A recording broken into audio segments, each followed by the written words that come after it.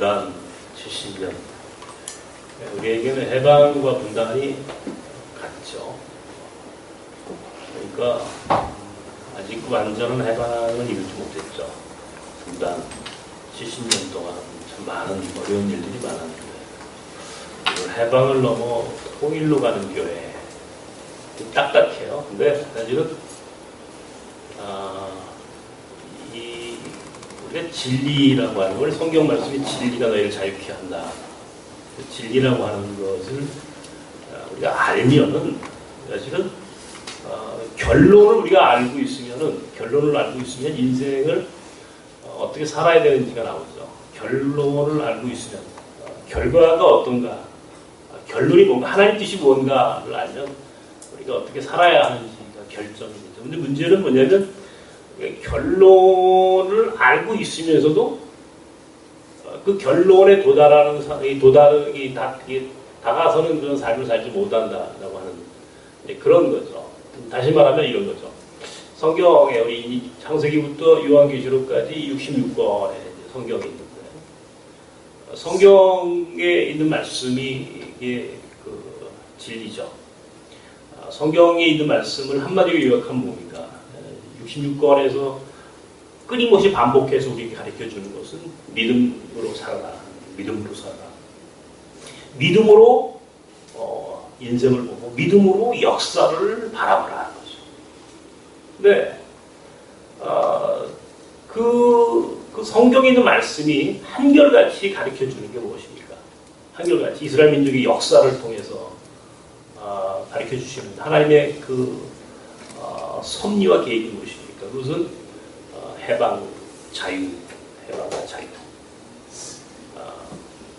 잠시 포로되고 잠시 고난이 있는 것 같지만 궁극적으로 믿음으로 살면 해방이 있고 자유가 있고 승리가 보장되는 이게 우리 기독교인들이 받는 은총이죠. 그러니까 이미 우리에게는 사실은 해방, 자유, 또 승리 이런 단어가 사실 우리 기독교인들에게는 이미 주어진 은총입니다. 주어져 있죠.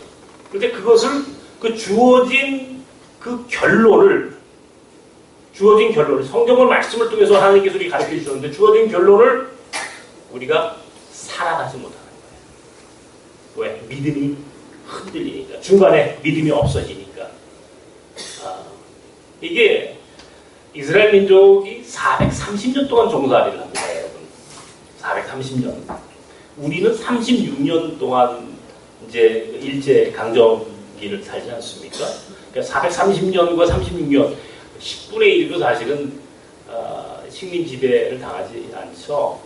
근데 이스라엘 민족은 놀라운 게 말이죠. 430년이 뭡니까? 사실은 지난 2000년 동안 국가 없는 민족으로 살았지만 그들은 끊임없이 자기들의 정체성을 잃어버리지 않는 거예요.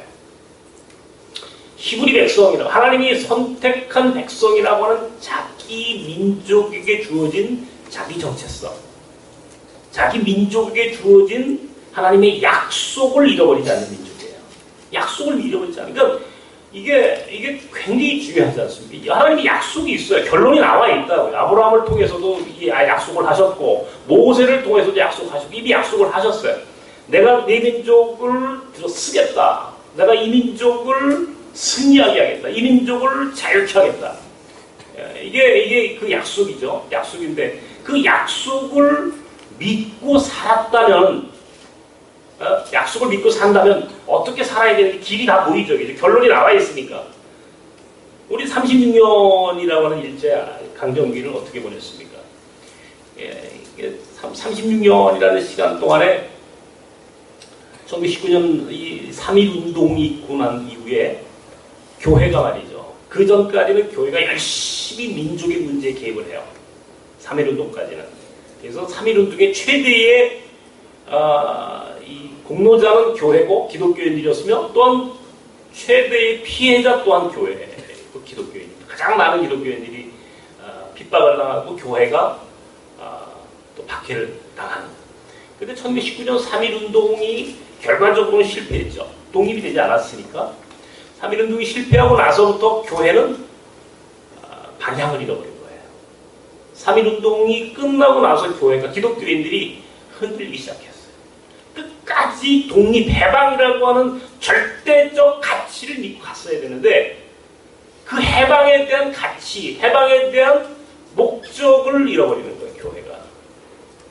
그러니까 그 전까지는 민족과 함께하는 교회, 해방하는 교회, 자유를 꿈꾸는 교회였는데 3.1운동이 끝나니까 갑자기 실패하게 되고 야 이건 이제 뭐 더 이상 이제는 독립이 불가능한 거 아니야? 라고 하면서 교회가 방향을 잃어버리는 거예요. 그 중에 일부는 난주로 떠나게 되고 뭐 이제 기독교 교회를 떠나게 되고 사회주의자가 되기도 하고 또 뭐 그냥 독립운동가로 이렇게 살다가 가는 그룹이 생기죠. 그리고 한쪽 그룹은 어떻게 합니까? 현실에 타협을 합니다. 철저하게 일제의 통치에 그냥 타협을 하는. 그래서 친일 교회가 생기죠. 친일하는. 일본의 그냥 이 정책에 그냥 그대로. 그 대표적인 게 바로 신사참배입니다. 신사참배가 분명히 그것이 어떤 의미가 있는지 교회가 기독교인들이 알고 있었을 텐데 교회는 그냥 타협을 하고 말아요. 무너지는 거. 해방이라고 하는 1945년이 될지 혹은 그 이전이 될지 그 이후가 될지는 모르지만 분명히 하나님께서 해방, 자유라고 하는 가치를 하나님께서 결코 우리가 약속하신 그 약속을 잃어버리지 않았다라고 하는 그 믿음으로 살았다면 교회는 그렇게 살지 않았을 거예요. 근데 교회가 믿음으로 역사를 보지 않으니까 교회가 기독교인 현실에 타협하고 친일로 돌아갑니다. 요즘 그 암살이라고 하는 영화가 아주 있고 유명하다고 하는데요. 그 암살이라는 영화에 이런 대사가 나온다고 해요. 저는 본 적이 없습니다만 들었어요. 독립운동을 하다가 친일로 돌아간 사람이 이렇게 고백했다고 그러죠. 해방될 줄 몰랐어. 딱 이런 말을 한다고 그래요. 해방될 줄 몰랐지. 그 말을 제가 딱 듣는 순간 이게 말이죠. 보통 사람들이 다 해방될 줄 몰랐지. 그러니까 어떻게 돼요? 독립운동 하다가 친일파가 되는 거예요. 해방될 줄 몰랐지. 이건 믿지 않는 사람들이 얘기하는 거예요. 우리 기독교인들은 해방되는 것이 확실해라고 믿어야 되는 거죠. 성경이 가르쳐 주잖아요. 성경은 압박받는 자, 핍박받는 자가 반드시 하나님께서 그들의 편이 되어주셔서 그들을 구원해 주시고 해방시켜 주시고 자유케 한다라고 하는 게 하나님의 뜻이란 말이에요. 그런데 하나님이 해방의 하나님, 자유의 하나님, 해방자의 하나님, 자유를 주시는 하나님이라고 하는 것을 믿고 사는 사람들이 해방이 될 줄 몰랐지. 이렇게 생각하고 결국 일제에 타협을 하는 거예요. 친일이 되는 거예요. 이게 우리 한국교 역사의 아주 치욕적인 역사입니다. 한국교 역사가요. 그때 그렇게 갈라져 3.1운동 이후에 두 가지 축으로 갈라져요. 한국교 역사가 철저히 친일, 현실에 타협하는 그게 결국은 해방이 되고 이승만 정권의 또 앞잡이가 되고 군부 독재 시대의 앞잡이가 되고 결국 그것이 오늘 한국의 대형교회가 바로 그런 교회예요. 여러분이 아셔야 돼요. 그게 그 사람들이 축이야, 그게. 그런 사고가 절대적으로 현실에 타협하는 사람. 예언자적인 기능을 상실했어, 교회가. 아닌 걸 아니라고 얘기하고, 하나님이 정의의 하나님이고, 하나님 공의의 하나님이고, 하나님의 해방과 자유의 하나님이라고 하는 사실을 믿었다면, 현실에 타협했겠냐고요? 치리를 했겠냐고요? 신사참배 했겠냐고요? 안 했죠. 왜? 해방이 되는 것을 믿고 살면 마지막 승리자가 난데, 해방이 되는 날이 올 건데 우리가 그 길을 따라가는 게 옳지. 해방이 되는 걸 몰랐어. 그러니까 해방은 꿈꾸지 않은 거야. 그 교회, 그 기독교회. 해방이 하나님 뜻입니다. 성경이 그 성경에 있는 맥락은요. 보세요. 이스라엘 민족이 어떻게 삽니까? 430년 동안 애굽의 종살이로 살고 나중에는 아시리아의 바벨론에 또 페르시아의 로마의 긴 세월 동안 그 흩어지는 디아스포라 유대인으로 전 세계에 끌려다니고 국가가 없는 민족으로 살지만 궁극적으로 그 민족을 향한 하나님의 약속과 뜻은 실현이 되는 거예요. 시간이 문제지 반드시 그날은 온다는 거예요. 해방이라고 하는 것은 절대적으로 하나님께서 주시는 하나님의 가치, 하나님의 가치. 이것은 하나님의 뜻이야. 해방이라는 것, 자유라고 하는 것은. 보세요. 해방이라고 하는 건 하나님의 뜻입니다.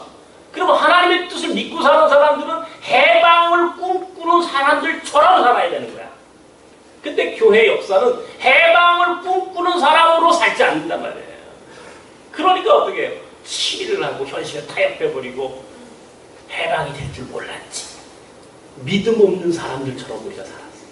이게 한국교회 치욕의 역사입니다. 응? 치욕의 역사. 아무리 시비를 해가 잘 먹고 잘 산다고 칩시다 말이에요. 해방 이후에 그들이 지금까지 호사를 누리고 살았다고 치자고요. 그러나 중요한 것은 그들에 대한 역사적 평가는 변함이 없다는 겁니다. 아무리 그들이 잘 먹고 잘 살아도 친일은 친일이에요. 제국주의의 앞잡이를 한 것은 앞잡이를 한 거야. 조금 잘 먹고 잘 살 수 있어.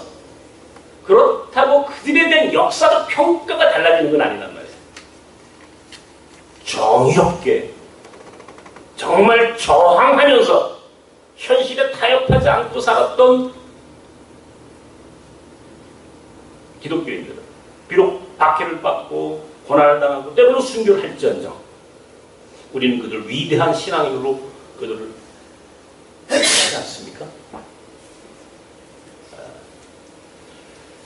역사라고 하는 게 믿음으로 역사를 바라보고 살아야 돼요. 우리가 믿음으로 역사를 보고 살아야 됩니다. 믿음으로 역사를 보지 않으면요 반드시 실족합니다. 타협하게 돼 있어요. 쉽게 살려고 하면은요 타협하게 돼 있어요. 해방을 꿈꿨던 해방을 믿었던 사람들은 끊임없이 저항하고 끊임없이 자기 정체성을 잃어버리지 않으려고 노력을 했어요. 그렇게 사는 삶을 살았던 사람들은 비록 그들의 삶이 고단했지만 우리는 그들을 위대한 신앙인으로 존경하죠. 해방이 될 줄 몰랐지. 해방을 꿈꾸지 않았던 사람들은요 결과적으로 그들은 조금 편안하게 살 수 있었지만 우리는 그들을 존경하거나 그들을 믿음의 선배로 인정하지 않습니다. 그들은 영원히 믿음 없는 족속으로 정말 해방될 줄 몰랐지. 그래서 친일을 했지. 그러므로 그들은 그들 후손들까지도 계속 그 족쇄에서 자유롭지 못한 거예요. 자유하지 못해. 그들은 영원히 자유하지 못해. 왜? 해방의 꿈을 해방이 하나님의 뜻이라고는 사실 믿지 않고 살았기 때문에 그렇다. 그러면 이제 우리가 이게 또 한 번 생각해야 돼. 이 진정한 해방이 이루어지지 않았어요. 지금 사실은. 진정한 해방은 통일이 되는 겁니다. 이 통일이라고 하는 문제. 우리 얼마 전에 우리 스태프들 데리고 저기 그 강화도에 통일전망대에 갔는데 거기 뭐 이렇게 방명록에 쓰는 게 있는 모양이죠. 뭐 애들이 썼는지 어른이 썼는지 모르지만 거기에 이런 말이 있어요. 나는 통일이 싫다. 이게 이제 거기 누가 그렇게 쓰고 간 거야. 그래서 내가 그 얘기를 딱 듣는 순간 마음에 이게 좀 큰일 났다. 통일이라고 하는 건요. 우리가 이 통일이라고 하는 가치는 이게 성서예요. 이게 보세요. 하나님이 야곱과 에서가 화해합니다. 성경에. 야곱과 에서가 분단이 나눠졌지만 결과적으로 그들은 화해해요. 요셉과 그의 형제들이 갈등하고 시기하고 미워서 그렇게 헤어졌지만 궁극적으로 하나님 그들을 통일시킵니다. 하나로 만들어요. 하나님의 뜻은 결코 나뉘어지는 것을 허락하지 않아요. 하나님의 뜻은 우리가 화해하고 일치하고 나아가서 통일하는 게 하나님의 뜻입니다. 우리가 분단 비용과 통일 비용을 얘기하잖아요. 우리 경제적으로 따져봐도 사람들이 뭐 통일 비용이 엄청나서 뭐 그런. 우리가 지금까지 분단 비용이 상상도 못하게 분단 비용을 쓰는 겁니다. 아세요? 전방에 한번 GOP 한번 가보십시오. 이번에도 일사단에서 이 지뢰 폭발해서 2명의 젊은이가 다리가 절단되는 사고가 났죠. 가슴 아픈 일입니다. 저는 전방에서 군목 생활하면서 그렇게 죽어가는 병사들을 보면서 정말 가슴 아팠어요. 아, 이 분단이라는 거 아니, 이거는 말이 안 되는 거다. 이건 하나님 뜻이 아니에요. 통일이 되면요. 우리 남과 북이 통일이 되면 이건 전 세계에서 가장 강력한 국가가 돼. 그러니까 뭐 일본이나 미국이나 러시아나 중국이 이 강대국들이 우리를 딱 이게 분단 국가로 고착시키려고 하는 거 아니에요? 이들은 통일을 원하지 않아. 이 강대국들은 왜 우리가 분단돼 있어야만이 지네들이 이익이 있으니까. 통일이라는 것은 이건 이 분단이라는 건 악이야. 통일이 선인 거야. 이게 하나님 뜻이라고요. 하나님은 우리가 하나가 되길 원하죠. 그래서 모든 사람들이 정말 화해하고 일치하고 통일된 그런 공동체 안에 살기를 원하는 게 하나님 뜻인데 자꾸 악한 세력이 통일 그건 안 돼. 그거는 많은 비용이 들어가는 거야. 그거는 잘못하면 대한민국이 망하는 거야. 이렇게 하면서 굉장히 유혹하죠. 근데요, 이건 아셔야 합니다. 통일이라는 거는 이건 무슨 해도 좋고 안 해도 되는 이런 게 아니고요. 통일은 절대 선이며 무슨 당위의 문제, 필연의 문제, 당위의 문제. 해방이 하나님의 뜻인 것처럼 통일 또한 하나님의 뜻이에요. 통일이 하나님의 뜻이라고요. 근데 우리 집사람도 아침에 이부 예배 설교하고 나더니 여보 나도 통일이 꼭 되어야 되는지 잘 몰랐는데 우리 집사람을 내가 하나도 미안하지만 우리 집사람이 역사 선생을 했거든요. 역사 선생을 했는데 그럴 수 있을 것 같아요. 근데요, 통일 여러분 딱 아셔야 돼. 해방이 하나님의 뜻이에요. 해방의 뜻이면 통일도 하나님의 뜻인 거예요. 딱 이것을 잊어버리면 안 돼. 자, 그러면 논리적으로 딱 답은 나와 있는 거예요. 해방이 하나님의 뜻이면 해방을 꿈꾸는 사람처럼 살아야 되는 거예요. 통일이 하나님의 뜻이면 통일을 꿈꾸는 사람처럼 살아야 되는 거예요. 이게 오늘 우리에게 굉장히 중요한 거예요, 여러분. 교회가 통일을 위해서 어떻게 해야 되느냐 말이에요. 우리 국가의 통일을 위해서. 이건 정서적인 백그라운드가 배경이 있는 거예요. 어떻게 살아야 되는가? 통일을 위해서. 통일을 위한 교회. 통일을 위한 교회. 맨날 강조해서 통일을 해야 된다고. 기도하죠. 통일을 우리 이때쯤 되면 통일을 말하지 않는 목회자가 어디 있겠어요? 다행이야. 한국교회 무슨 대형교회부터 시작해가지고 말하지 않는 교회가 있어. 그것도 사실은 통일을 이야기한 것도 그렇게 오래되지 않습니다. 이게 통일을 얘기하잖아요. 과거에 교회거나 혹은 이게 이 세상에서 우리 사회에서요 통일을 이야기하면은 빨갱이라고 그랬어요. 옛날에 아세요? 근데 요즘은 통일 얘기한다고 빨갱이라는 되게 그 이야기하는 사람 없죠. 이게 많이 바뀐 겁니다. 우리 국시가 통일이냐 반공이냐 막 이 논쟁을 80년대 했어요. 과연 반공이 우리의 목적이냐 통일이 목적이냐? 아주 한때는 반공이죠. 반공. 통일 얘기하면은 그때는 국가보안법으로 잡아왔습니다. 통일을 제일 먼저 이야기한 사람들이 기독교인이에요. 사실은. 통일을 제일 먼저 이야기해요. 그때 통일 얘기하면은 그때 빨갱이라고 했는데 요즘은 통일 얘기한다고 빨갱이라고 안 하죠. 왜 그럴까요? 바뀐 거예요. 통일은 하나님의 뜻입니다. 결론이에요. 결론. 통일을 꿈꾸는 사람처럼 살아야 되는 거예요. 교회가. 근데 우리 말로만 통일이에요. 말로만 통일하면 통일 됩니까? 안 돼요. 말로만 통일한다고 통일됩니까? 절대 되지 않습니다. 통일을 꿈꾸는 사람처럼 살아야 돼요. 통일. 어떻게 하는 것이 통일인가? 어떻게 하면 이 남과 북이 정말 진정한 해방의 국가, 해방의 나라, 이런 삶을 우리가 꿈꾸고 살아가는 거죠. 어떻게 살아야 돼요? 저는요, 이런 문제들에 대한 지대한 관심이 있습니다. 사실은 제가 학교 다닐 때부터도 또 지금까지 제 마음속에서 꼭 가지고 있는 어떤 화두, 꼭 이루고 싶은 제 삶에 있을 꼭 꿈이 하나 있다면 나는 통일이라고 남북이 하나가 되는 이 공동체, 남북과 북이 하나가 되는 한민족 공동체에 대한 확신과 비전, 그리고 그 일을 어떻게 이루어갈 것인가에 대한 늘 고민이 있었어요. 그리고 찾았어요. 그 길을 찾았다고. 그 길이 뭐냐면요, 오늘 우리가 하는 사역이 바로 그런 그 일을 우리가 이루는 지금 굉장히 중요한 지름길을 개척하는 길이에요. 제가 여러분 몇 번인가 이야기를 했어요. 뉴라이프에서도 이야기했고 우리 교인들한테도 얘기했습니다. 또 얘기합니다.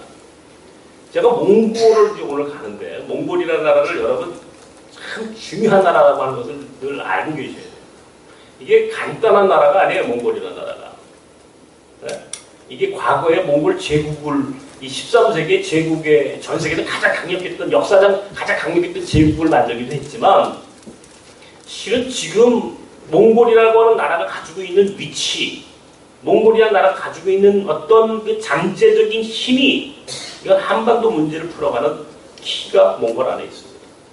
남과 북을 하나로 만들 수 있는 키는 저는 몽골이 가지고 있다고 보는 거예요. 왜? 몽골은 1921년에 중국으로부터 해방을 했어요. 사회주의국가가 됩니다. 71년 동안 사회주의국가가 돼요. 1992년도까지. 자, 그때 우리랑 몽골이 만날 수 있는 기회가 없었어요. 우리는 일제강점기였고 45년이 해방이 되지만 결국 남과 북이 갈라지죠. 그러니까 남쪽 사람들은 몽골과 관계가 없어요. 다만 북쪽 사람들은 몽골과 굉장히 가깝습니다. 북쪽 사람들이. 북한 사람들이 몽골하고 굉장히 가깝습니다. 두 번째 수교 국가거든요. 몽골과 북한이. 소련 다음으로 북한하고 수교를 해요. 외교 관계를 형성합니다. 완전 형제 국가예요. 우리나라에 지금 외교관들 이제 몽골 외교관들이 많이 이제 들어오잖아요. 주몽 한국 대사관에 이제 외교관들이 많이 들어옵니다. 특별히 대사 정도 되는 사람들 가운데 제가 이제 지금까지 대사들 많이 만났어요. 몽골 대사들 많이 만났는데 그들 가운데 한국말을 유창하게 하는 대사들이 있습니다. 한국말을 유창하게 하는 대사가 있어요. 그래서 내가 물어봐요. 대사님은 어디서 이렇게 한국말을 배우셨어요? 그러면 이제 평양 대사 했습니다. 아니면 내 김일성 대학 출신입니다. 딱 놀랐어요. 얼마나 가까운가 말이에요. 외교관들이 한국말 잘하는 사람들은 전부 다 북한하고 관계 있는 사람. 요즘에 이제 우리나라에 와가지고 많이들 살고 뭐 한국말도 배우고 하지만 몽골은 북한하고 긴밀한 관계를 갖고 있어요. 아주 오래전에 제가 이제 몽골 학교 시작하고 우리 공동체 안에 몽골 사람 많이 올 때 몽골의 국가인권위원장이 한번 찾아왔어요. 국가인권위원장. 우리나라 국가인권위원장이 있지 않습니까? 인권 문제. 자기들 국민의 인권 문제를 담당하는 위원장이에요. 대법관이었어요, 몽골에. 이 사람이 우리 공동체에 와가지고 한국에 와 있는 몽골인 근로자들의 인권 실태 조사를 하라고 해요. 그때 우리나라의 외국인 노동자들의 인권 문제가 굉장히 심각하니까 특별히 이제 몽골 사람들의 인권 문제. 근데 어디 갈 데가 있습니까? 그래도 우리가 여기가 제일 몽골하고 가까운 공동체니까 우리한테 온 거야. 나한테 온 거야. 딱 끝나고 나서 이제 몽골 사람들 간 다음에 끝나고 저녁 때 내가 저녁 식사를 초청을 했는데 내 저녁 식사 전에 밥 먹으면서 이제 몽골인 근로자가 한국에서 어떻게 살고 있고 이제 얘기를 합니다. 그게 이제 내가 그때도 눈이 이제 서서히 안 보일 때 아니겠어요? 그래 이제 눈이 안 보이는 얘기도 하고 몽골 학교 하는 것도 얘기하고 하면서 내가 뭐라고 얘기를 했냐면 인권위원장님이 특별히 다른 것도 아니고 국가인권위원장, 그러니까 몽골인 근로자들, 우리나라에도 있는 몽골 사람들이 인권 문제에 관심이 있는 분이니까 나도 우리 동포, 우리 국민, 우리 민족의 우리 인권 문제를 얘기하고 싶다. 그랬더니 이 인권위원장이 무슨 얘기냐. 자, 이 좁은 땅덩어리에 이 남한의 이 좁은 땅덩어리에 몽골 사람이 3만 명이 들어와 있어요. 몽골 국가 인구의 1%가 들어와 있는 게 우리나라에. 100명 중에 1명이 한국에 와 살아. 자, 이렇게 들어와 사는 사람들, 그 중에 50%는 불법 취업을 했어, 그 당시에. 내가 이렇게 어렵게 눈도 잘 안 보이지만 이 몽골 학교를 만들어가지고 당신들 아이들 이렇게 키우고 있어. 먹이고, 재우고, 공부시키고. 자, 보시오. 이게 얼마나, 그냥 고생 많이 하는 거야, 말이야. 쉽게 얘기하면, 그죠? 이제 이렇게 그 사람한테 이제 자꾸자꾸 그런 이야기를 하면서 이제 유도를 하는 거예요.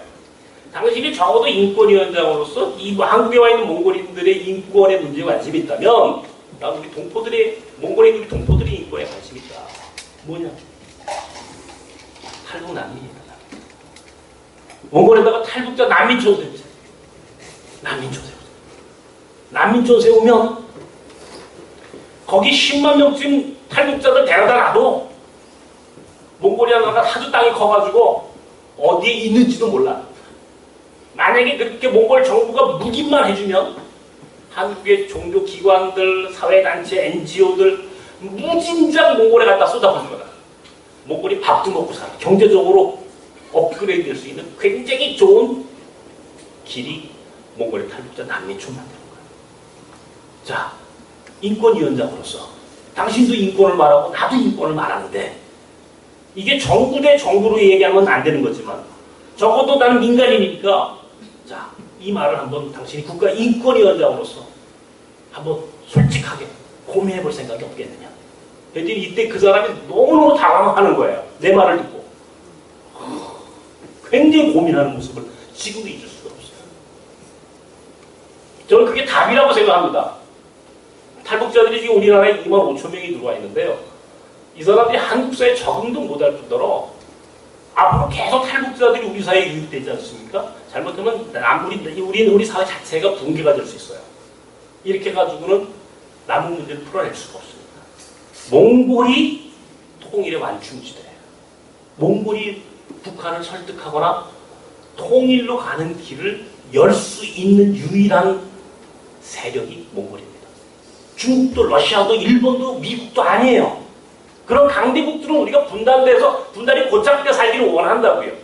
분단을 해결할 수 있는 길은 이 동북아시아에서 몽골과 우리가 손잡는 겁니다. 다시 말하면 우리가 하고 있는 지금 이 사역을 통해서 특별히 나섬의 사역과 몽골 학교가 몽골 사람들에게 사랑의 빚을 지게 하는 거야, 이게. 이 사람들이 사랑의 빚을 지게 하는 거야, 우리한테. 자, 만약에 우리 학교가 너 지금 몽골에서 유학생이 막 들어오려고 그래. 우리 학교는 지금 유학생이 막 오려고 막 하는데 이 비자가 안 나오는 거야. 나 이걸 지금 외무부나 법무부에다 강력하게 이걸 한번 지금 이야기하고 싶어요. 비자 주자. 들어오게 하는 거야. 몽골의 대통령 아들이 만약에 우리 몽골 학교에서 공부한다고 진짜 몽골의 대통령 아들이 몽골 학교 가서 공부했어요. 그리고 그 사람은 몽골의 권력자이기 전에 몽골 학교 학부모야. 당신 아들 내가 키우고 있어. 공부시키고 있어. 할 말이 많은 거야. 사랑의 빚을 지게 하는 거야. 자꾸 사랑의 빚을 지게 하는 거야. 사랑밖에는 몽골 사람들이 마음을 흔들 수 있는 몽골을 통일의 지렛대로 쓰는 방법은 그 사람들로 하여금 자꾸 사랑의 빚을 지게 하는 거예요. 이게 답이에요. 답. 그래서 이 사람들한테 우리가 얼마나 지금 당신들을 위해서 우리가 얼마나 큰 일을 하고 있습니까? 자, 우리가 이렇게 당신들을 위해서 이렇게 어려운 가운데 사니 당신들도 우리 민족의 문제를 푸는 지렛대 역할을 좀 해주시오. 할 때 몽골이 나가는 거야, 한 발. 이번에 제가 이제 내일 우리가 울란바토르 시청에서 사진 전시회를 합니다. 이게 어떤 배경이 있냐면 이런 거예요.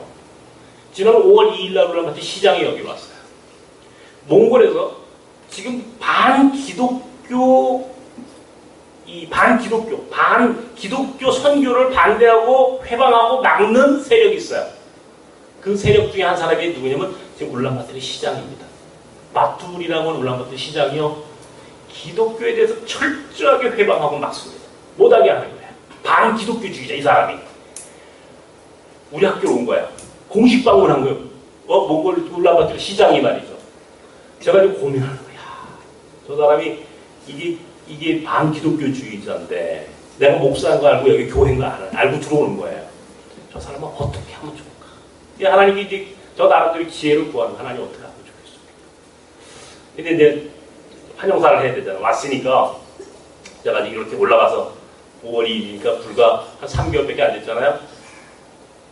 올라가가지고 시장 앞에 딱 쳐다보고 시장한테 바툴 시장이 나는 눈이 안 보여. 딱 그 얘기부터 하는데 내 눈이 안 보여. 왜 눈이 안 보이게 됐냐면 내가 당신들 아이들 공부시키려고 하도 고생해서 하도 고생을 해가지고 이제 눈이 완전히 눈이 안 보이게 됐어. 난 진짜 눈이 안 보여 바툴 시장. 그러면 자꾸 눈 안 보이는 얘기만 하는 거야. 내가 얼마나 고생했으냐. 당신 내가 아이들 학교 짓는다고. 내가 장애님 앞에 이 학교 짓는다고 얼마나 많이 울었어. 그런데 중요한 건 그건. 그러나 나는 지금 내가 이렇게 힘들고 어려운 가운데 있다는 것을 결코 후회해 본 적은 없어. 다시 태어난다고 하더라도 나는 몽골을 사랑할 걸고 우리 몽골 학교를 만들어서 또 우리 몽골 아이들 키울 거야. 시장님, 시장님, 나는 몽골을 정말 사랑하는 사람이야. 난 당신하고 친구 되고 싶어. 딱 울란바토르 시장이 답사하러 올라왔어요. 이제 그 사람이 여기서 무슨 말이 나오는지 이제 굉장히 중요한 얘기야. 이제 시장이 올라와가지고요, 깜짝 놀랐어요. 이런 얘기야. 딱 올라오자마자 나한테, 나 당신 존경해. 당신 눈도 안 보이는데 정말 큰일 했어. 당신 원하는 거 있으면 나한테 얘기해. 내가 도와줄게. 끝나고 올라가가지고요, 얘기하면서 우리 몽골에 가서 사진 전시하려고 그래. 한국에 와 있는 사람들 어떻게 살고 어떻게 공부하는지 우리 아이들 사는 모습 사진에 남아가지고 울란바토르 시청에서 사진 전시회 좀 하면 안 될까? 좋은 생각이야. 비서실장 도와드려라. 이렇게 해가지고 내일 사진 전시하는 겁니다. 이게 뭐예요? 외교. 그 사람을 사랑의 빚진자로 만드는 방법밖에 없는 거야. 그러니까 반기독교주의자고 내가 목사인 거 알면서도 그가 나 당신 존경해. 당신 원하는 게 뭐야? 내가 도와줄게. 라고 이야기하도록 만들 수 있는 힘이 뭡니까? 이것은 그로하여금 사랑의 빚진자가 되게 하는 거야. 똑같은 거예요. 남과 북을 해결하는, 남북 문제를 풀어나가는 방법도요, 몽골을 지렛대 보면 가장 좋은 거예요. 아까 얘기했죠. 몽골밖에 답이 없어. 지금 지구상에는 몽골밖에는 통일을 이 지렛대로 활용할 수 있는 세력이 없다고요. 중국도 러시아도 일본도 미국도 아니야. 통일을 반대하고 통일을 회방하는 세력이 더 많아. 그럼에도 불구하고 우리는 통일을 꿈꾸는 사람처럼 살아야 되는 거야. 왜? 그것이 답이니까. 이게 하나님의 뜻이니까. 통일을 꿈꾸는 사람처럼 살려면요, 지금 우리가 하고 있는 이 사역, 이 길을 정말 뚜벅뚜벅 걸어가야 돼. 변함없이, 흔들림 없이. 그래서 몽골로 하여금 사랑의 최고, 사랑의 빚진 자가 되게 하고, 그 사랑의 빛이 결과적으로 남과 북을 하나로 만드는 지렛대가 되게 하는 힘으로 작동하게 하는 것. 이게 우리가 살아야 할 길이에요. 내가 몽골을 그렇게 찾아가고 몽골 학교를 위해서 이렇게 사랑하는 이유 중에 하나가 무슨 뭐 학교 하나 만드는 게 뭐 대단한 그게 아니에요, 여러분. 우리 학교, 몽골 학교라고 하는 이 학교가 가지고 있는 역할이 너무나 중요한 거예요, 이게. 몽골 학교를 통해서 몽골이라고 하는 국가에 할 말이 많아지기 시작한 거, 우리는. 우리는 도덕적으로, 윤리적으로, 사회적으로 우리는 그 사람들 앞에 당당하게 말할 수 있어. 나 지금 당신들 위해서 이렇게 일하고 있잖아. 당신들 내가 그리스도의 사랑이 얼마나 위대한지 그렇게 보여주고 그렇게 함께 살면서 우리가 비록 힘들고 어려움을 받죠, 그죠? 그러나 그 안에는 정말 말로 다 설명할 수 없는 어마어마한 힘이 계속 축적이 되는 거예요. 이게 어떤 임계점에 딱 도달해버리면 몽골이라는 국가를 통째로 상대할 수 있는 거고, 몽골이라는 국가가 통째로 남과 북을 딱 한 번에 들어 올릴 수 있는 지렛대 역할을 하게 하는, 계속 사랑의 빚진 자가 되게 하는, 사랑이 남과 북을 푸는 거예요. 통일 문제를 해결하는 길이에요, 여러분. 내 몽골 가는 이유가 그거라니까요. 거기다 탈북자 난민촌 딱 만들자. 그 꿈은요, 죽는 날까지 꼭 해보고 싶습니다. 만약 뭐 제가 못하면요, 우리 자식들 할 수 있을 거예요. 우리 몽골 아이들이 지금 몽골에 지금 25살짜리 이제 됐어요. 아이들이, 졸업한 아이들이. 얘들이 한 20년쯤 몽골의 지도자가 딱 되는 날 가가지고, 야, 너 여기 이번에 총동문회 만들거든요, 몽골에 가가지고. 우리 몽골 학교 총동문회 만듭니다. 마지막 날.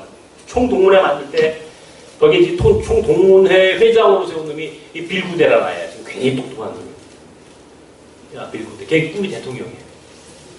대통령이 됐어, 만약에 20년 후에 내가 꿈대로. 내가 원래 될 가능성이 많아, 걔가. 어? 빌구대야. 너 남과 문제를 풀어야 되겠다, 내가. 어떻게 하면 되겠니? 네가 대통령인데, 응? 너 이 문제를 네가 좀 풀어라. 네가 북한에 가가지고 북한 정권을 설득해. 그리고 탈북자 난민촌 여기서 몽골에 만들자.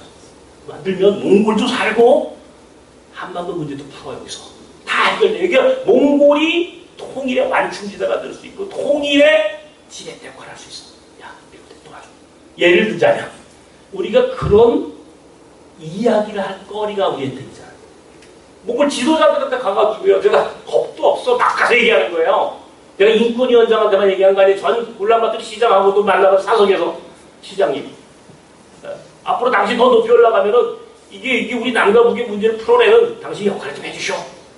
웃으면서 농담처럼 혹은 진지하게 내가 당신네 아이를 잘 키울게. 여기서 우리 탈북자들 몽골에서 잘 보호해주면 안 될까? 서로 말이 되는 거야 지금. 이게 외교고 선교고 이게 남북 문제를 푸는 키워드가 지금 어디 있습니까? 몽골에 있지만 사실은 몽골을 움직이게 하는 힘은 몽골 학교 안에 있는 거예요. 우리가 그 키를 가지고 있어요. 자꾸 그것을 꿈꾸는 거예요 우리가 지금부터. 자, 해방을 믿었던 사람들은 결코 친일하지 않았을 거라고요. 해방을 믿었던 사람들은 결코 친일하지 않았고 신사참배하지 않았을 거란 말이에요. 믿음이 없는 거지. 해방은 하나님의 뜻인데 우리 기독교인이 믿음이 없는 거야. 그러니까 친일하는 거야. 일제에 타협하는 거야. 교회도 그랬어. 그 교회가 오늘 한국 사회에서 지난 비판받고 비난받는 이유가 뭐냐면 거기서 시작된 거야. 이미 우리 한국 교회 안에 믿음이 없음이 증명이 된 거라고. 해방을 당연히 하나님의 뜻인데 하나님의 뜻을 믿지 않고 사는 거. 이거 믿음 없이 살아서 우리 기독교인들이. 해방을 믿었던 사람들은요 철저하게 일제에 저항한 겁니다. 싫다. 하나님은 해방, 자유.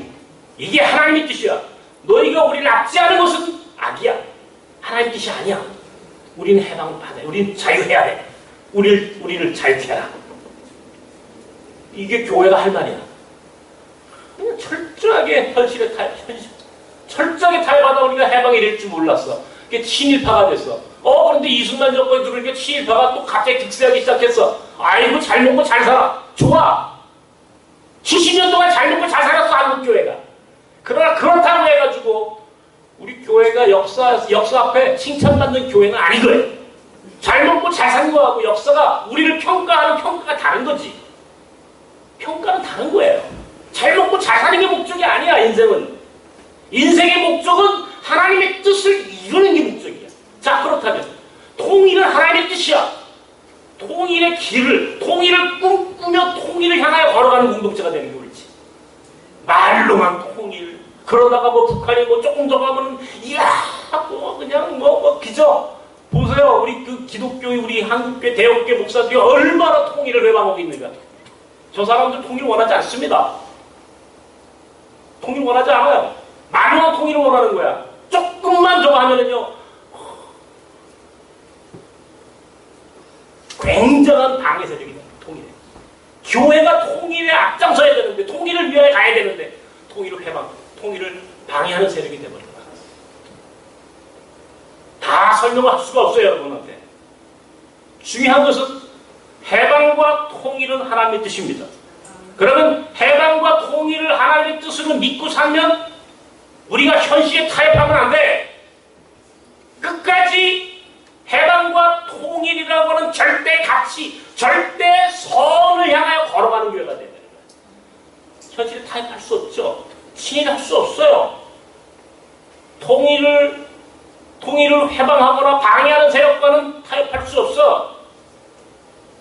통일을 위하여 우리는 몽골 학교를 정말 의미 있는 학교를 키워서 몽골이라는 국가를 통일의 지렛대로 활용할 수 있도록 우리의 사역을 위하여 최선을 다하는 게 이게 오늘 교회가 가야 하는 길이에요. 너무 어렵나요? 제가 이게 여러분 너무 조용해가지고 지금 나만 이런 고민을 하고 있었어요. 저는요 이런 생각을 하루도 빠짐없이 합니다. 제 머릿속에는요 어떻게 하면 이 사람들한테 사랑의 빛을 지게 할까? 어떻게 하면 더 많이 줘서 더 많이 섬겨서 내가 이 사람들한테 어떻게 하면 할 말이 더 많아지게 할까? 계속 저축해 놓는 거야. 할 말을 사랑으로 할 말을 저축해 놓는 거예요. 결정적인 순간에 가가지고 우리 아이들이 커서 앞으로 20년 30년 후에 우리 몽골 아이들이 커가지고 그때까지 통일이 되지 않으려면 이야 이제 너희들이 통일을 위하여 앞장서라. 너희들이 빚졌잖아 우리한테. 남과 북이 하나 되는데 너희들이 설득하고 지렛대가 되고 그리고 어려운 탈북자들 여기 들어와 살 수 없어. 살면 그 사람들도 우리도 불행해져. 야 몽골에다가 난민촌 만들자. 거기를 통일의 완충지로 만들면 어떨까? 야 함께 사는 길이야 이게. 한반도 남과 북도 함께 사는 길이고 몽골도 함께 사는 길이야. 너희가 역할을 해줘. 빚졌잖아.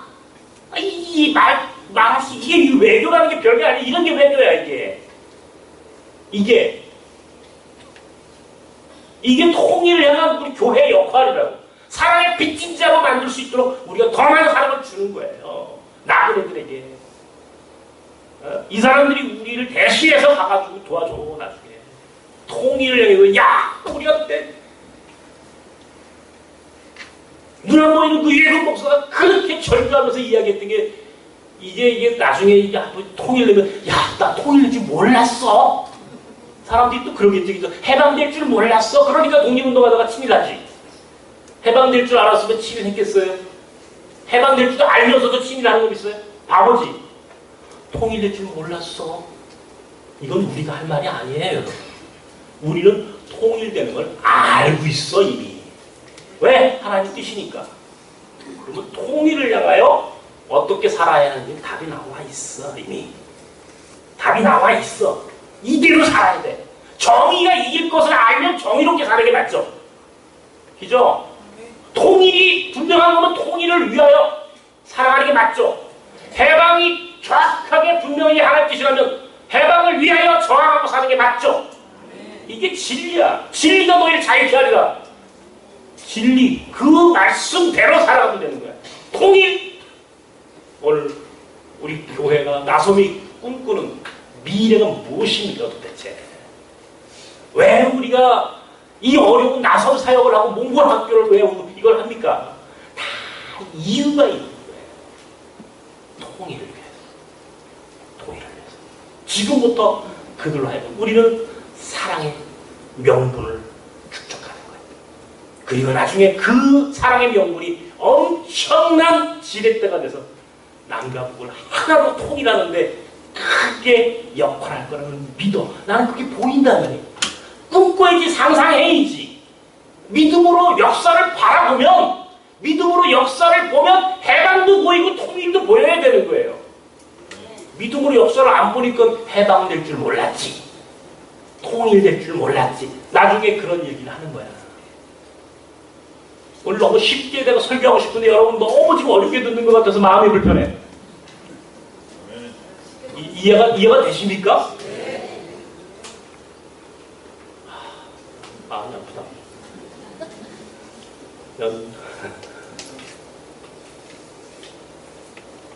해방될 줄 알았어. 그러면 해방을 꿈꾸는 사람처럼 싸우며 저항하고 살아야 돼. 그래야 교회가 위대해졌어. 그래야 교회가 칭찬받았어. 근데 우리는 그렇게 살지 못했어. 정의가 이긴다고 분명히 믿었으면 정의롭게 교회가 살았어야 돼. 근데 교회가 살지 못했어. 타협했어. 끝까지 한 번도 교회가 예언자적으로 아닌 것을 아니라고 말하지 못했어. 정의를 외치지 못했어. 통일이 정확하게 하나님 뜻이야. 그런 통일을 외치고 통일을 향해 걸어가는 교회가 되어야 되는 거야.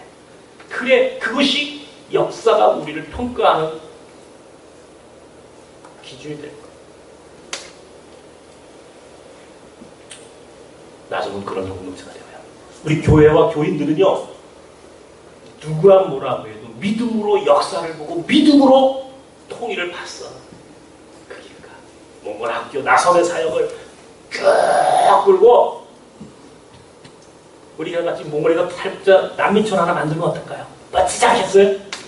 기적 한 10만 명쯤 우리가 먹여 살리고, 예? 와, 남과 북을 거기서 하나가 되게 하는 거예요. 거기서부터 통일의 대역사가 일어나는 이런 꿈을 꾸고 살아가는 통일을 위한 공동체가 되기를 주님의 이름으로 축원합니다. 하나님, 우리가 정말 이 세상 짧은 인생을 살면서 하나님의 뜻을 믿음으로 보게 하여 주시옵소서.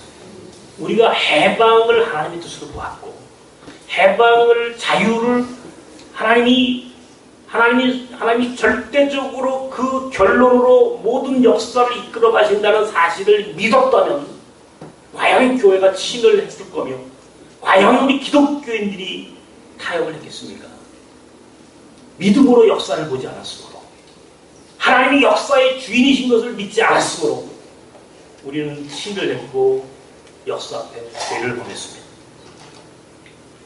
하나님이 정의의 하나님이고 하나님이 공의의 하나님이시고 그것이 하나님의 뜻이라고 하는 사실을 믿었다면 과연 우리는 그 어둡던 시절 교회가 독재자들을 위해 기도했고 우리가 그렇게 살았겠습니까? 우리가 너무 믿음 없음으로 지금껏 우리 한국교회가 이 세상에서 빛과 소금의 역할을 하지 못하고 예언자적인 역할을 하지 못하고 많은 사람들에게 손가락질 당하는 오늘 비난과 비판의 대상이 되고 개혁의 주체가 아니라 개혁의 대상이 된 오늘 이 교회의 모습이 오늘 참으로 통탄스럽게 오늘 우리를 아프게 합니다. 통일이 완전한 해방이요 완전한 자유에 가는 길이며 그것이 하나님의 뜻이라고 믿었다는 오늘 교회가 어떻게 해야 합니까? 믿음으로 역사를 봤고 믿음으로 통일을 보았다면 우리는 어떻게 살아야 합니까? 통일을 위하여 살아야 합니다. 그것은 오늘 나섬이 하는 오늘 이 사역 안에 통일의 키워드가 사랑의 빚진 자가 되게 하라. 그들로 하여금 사랑의 빚진 자가 되게 하는 것이 오늘 이 대한민국 이 반도가 두 조각이 아니라 하나의 공동체로 되는 그것이 지름길이요 그것이 유일한 힘인 것을 믿는다면 오늘 우리의 사역 가운데 우리가 어떻게 임해야 하는지 우리 사역을 어떻게 바라봐야 하는지 보다 진지하고 보다 열정적으로 오늘 우리 사역을 어떻게 감당해야 하는지 우리가 깨닫게 하여 주시옵소서. 몽골이 그런 나라라고 우리는 확신합니다.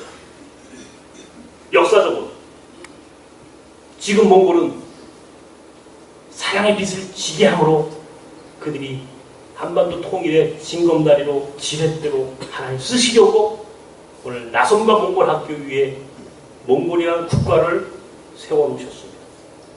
주님, 통일을 꿈꾸는 사람이라면 통일을 믿는 사람들이라면 통일을 위하여 사랑의 나눔으로 섬김으로 저들로 하여금 사랑의 빚진 자가 되게 하므로 통일의 길을 개척하는 나선 사람들이 되게 하여 주시옵소서. 오늘부터 몽골을 갔다 옵니다. 하나님 그곳에서 이루어질 일들이 또한 통일을 위한 우리의 작은 발걸음이기를 원합니다. 오늘은 눈물로 씨를 뿌리지만 그 씨가 반드시 기쁨의 단으로 돌아올 줄로 믿으며 오늘 우리는 또 그 길을 걸어갑니다. 주님 여기에 역사하시고 그리고 반드시 통일의 날을 우리에게 축복으로 은총으로 허락하여 주시옵소서. 예수님의 이름으로 기도하옵나이다. 아멘.